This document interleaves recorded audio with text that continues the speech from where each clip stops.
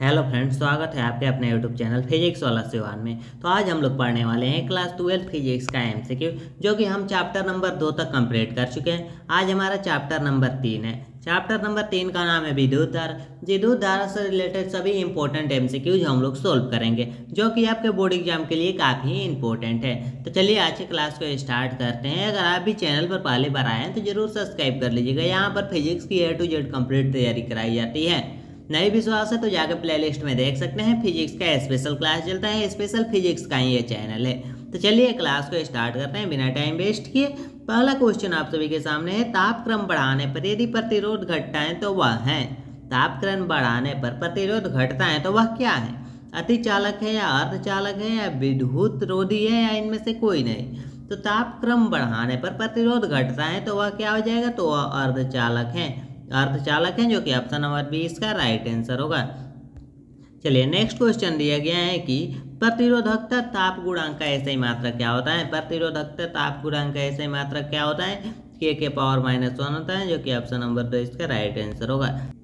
3 number question दिए गए हैं, किसी धातु के तार को गर्म करने पर उसका प्रतिरोध क्या होता है? किसी धातु के तार को जब गर्म कीजिएगा तो उसका प्रतिरोध ऑटोमेटिक बढ़ने लगेगा। क्या होगा? तो बढ़ने लगेगा। तो किसी धातु के तार को गर्म कीजिएगा तो उसका प्रतिरोध बढ़ता है। चलिए नेक्स्ट क्वेश्चन है, किसी चालक का विशिष्ट प्रतिरोध बढ़ता है। किसी चालक का विशिष्ट प्रतिरोध कब बढ़ता है? तो जब उसका तापमान बढ़ाइएगा तो उसका विशिष्ट प्रतिरोध बढ़ेगा, जो कि ऑप्शन नंबर ए में दिए गए हैं, विशिष्ट प्रतिरोध बढ़ेगा।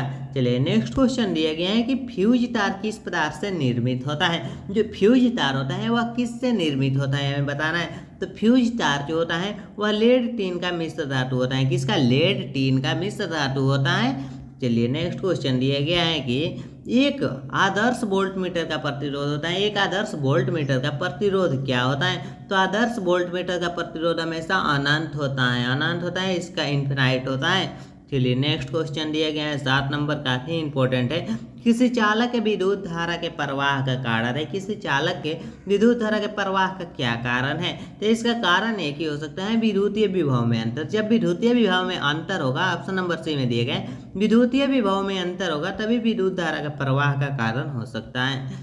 चलिए नेक्स्ट क्वेश्चन दिया गया है, निम्न में से कौन सा पदार्थ संयोजक तार बनाने के लिए सर्वाधिक उत्तम है? इनमें से कौन सा पदार्थ है जो कि संयोजक तार बनाने के लिए सबसे उत्तम है? संयोजक तार बनाने के लिए तांबा सबसे उत्तम होता है। कौन? तांबा, जो कि ऑप्शन नंबर सी में दिए गए हैं, तांबा।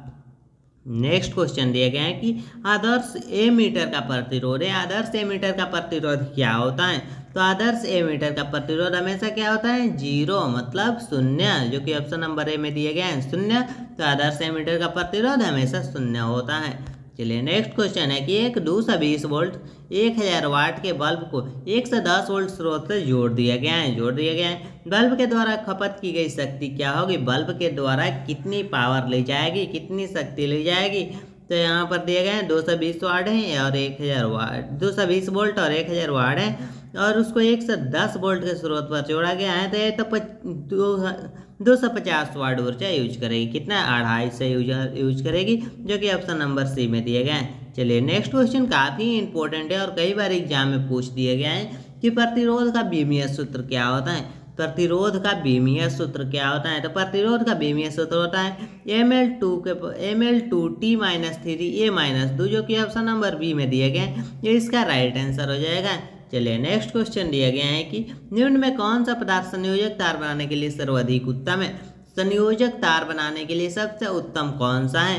तो संयोजक तार, एक क्वेश्चन पहले भी आया था, अभी जस्ट पहले हमने एक क्वेश्चन बताया। जल्दी से आप लोग इसका जवाब दीजिए कि इसमें से कौन है। तो तांबा हो जाएगा, जो कि ऑप्शन नंबर सी। अभी बताया हम आप लोग को तांबा, फिर से बता दे रहे हैं, क्वेश्चन काफी इंपॉर्टेंट है। चलिए नेक्स्ट क्वेश्चन दिए गए, यदि चालक में 3.2 एम्पियर की धारा प्रवाहित हो रही है। कितना? तो 3.2 एम्पियर की धारा प्रवाहित हो रही है।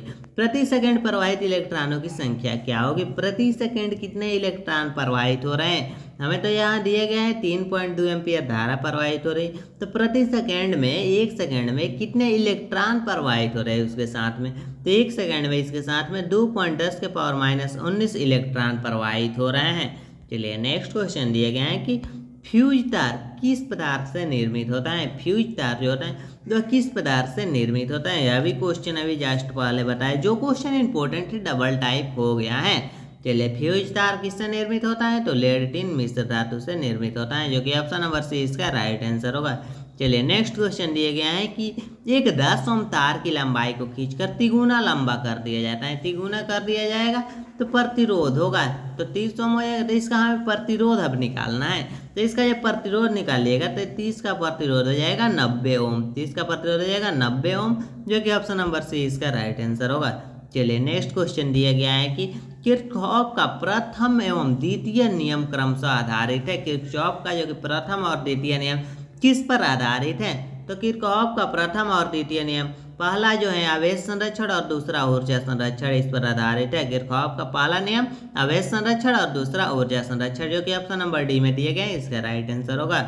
17 नंबर क्वेश्चन दिए गए हैं, एक हीटर 100 वाट 200 वोल्ट के तार के बीच में दो टुकड़ों को समांतर क्रम में जोड़कर 200 वोल्ट विभवांतर का स्रोत जोड़ा गया है, तो कितनी शक्ति प्राप्त होगी? 200 वोल्ट विभवांतर के स्रोत में जोड़ा गया है तो उससे कितनी शक्ति हमें प्राप्त होगी, कितनी पावर? तो इससे हमें पावर प्राप्त होगी 40 वोल्ट। कितना? तो 40 वोल्ट पावर प्राप्त होगी। चलिए, नेक्स्ट क्वेश्चन दिया गया है कि एक आदर्श वोल्ट मीटर का प्रतिरोध होता है। एक आदर्श वोल्ट मीटर का प्रतिरोध क्या होता है? तो आदर्श वोल्ट मीटर का प्रतिरोध अनंत होता है। क्या होता है? तो अनंत होता है आदर्श वोल्ट मीटर का प्रतिरोध। नेक्स्ट क्वेश्चन, 1000 वाट हीटर 320 वोल्ट से चिन्हित है, तो इसका प्रतिरोध क्या होगा? 1000 वाट का हीटर है और 320 वोल्ट से चिन्हित है, तो इसका प्रतिरोध जब हम निकालेंगे तो 52.9 ओम आता है, जो कि ऑप्शन नंबर डी आप लोग निकाल करके चेक कर लीजिएगा। चलिए, स्विच ऑन करने के बाद एक इलेक्ट्रॉनिक बल्ब का ताप क्या होता है? स्विच ऑन कीजिएगा तो इलेक्ट्रॉनिक जो बल्ब होता है प्रथम उसका ताप बढ़ता है। क्या होता है? सबसे पहले ताप बढ़ता है और फिर स्थिर हो जाता है। बढ़ता है, बढ़ेगा तो बल्ब जलने लगेगा और उसके बाद फिर स्थिर हो जाएगा, उसी अवस्था में जलते रहेगा, तो इसका ऑप्शन नंबर डी हो जाएगा, इसी अवस्था में जलते रहेगा। तो इस तरह से हम लोगों ने चैप्टर नंबर 3 के सभी 20 इंपॉर्टेंट एमसीक्यू क्वेश्चन सॉल्व कर लिए। तो क्लास कैसा लगा कमेंट बॉक्स में जरूर बताइएगा और अपने दोस्तों में ज़्यादा से ज़्यादा शेयर कीजिए। फिजिक्स का अगर कंप्लीट तैयारी करना चाहते हैं तो प्लेलिस्ट में जाकर जरूर से चेक कीजिएगा। मिलते हैं नेक्स्ट वीडियो।